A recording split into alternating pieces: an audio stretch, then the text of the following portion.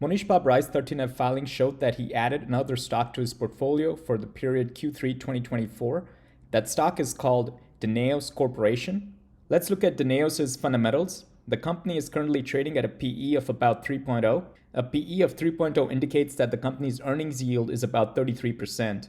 Additionally, Danaos is trading at a lower multiple than its competitors, Navios and Sea Energy. The company's price to book is at 0.49. The company's price to sales is at 1.67 and has a price to cash flow of 2.51. Looking at the financial strength of the company, the quick ratio, which is similar to the current ratio except we disregard the inventory component, the company's quick ratio is at 3.54. The company's current ratio is at 3.93.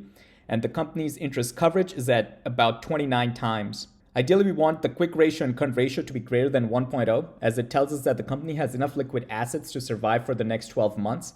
The interest coverage, ideally, we want that number to be 10 times or higher. And what interest coverage tells us is how many times can the company pay off its interest obligations using its income in that calendar year. And we can see that for Danaos, it's about 29 times. All this means is the company can pay off its interest obligations about 29 times using its income for that calendar year. Lastly, looking at the profitability, the company's normalized return on assets is about 14%, its return on equity is about 17%, and its return on invested capital is about 15%. For the most part, all of these numbers are superior to those of its competitors. Now let's try to find the intrinsic value of the company. For that, we'll focus on the company's net income number for the year 2023. Which was about $576 million. Now, if we apply a 10% discount rate to this number, what we get is $576 million divided by 10%, which gives us about $5.7 billion.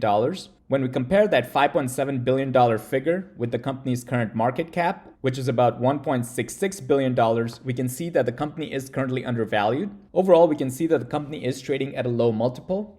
In other words, this is a scenario which Mohnish Pabrai would say, heads I win, tails I don't lose much. And when we looked at the intrinsic value, looking at the net income, assuming that there is no growth from now into perpetuity, discounting all those net income numbers to the present value at 10% discount rate, we get an intrinsic value of about $6 billion, which is a lot higher than the company's current market cap of about $2 billion.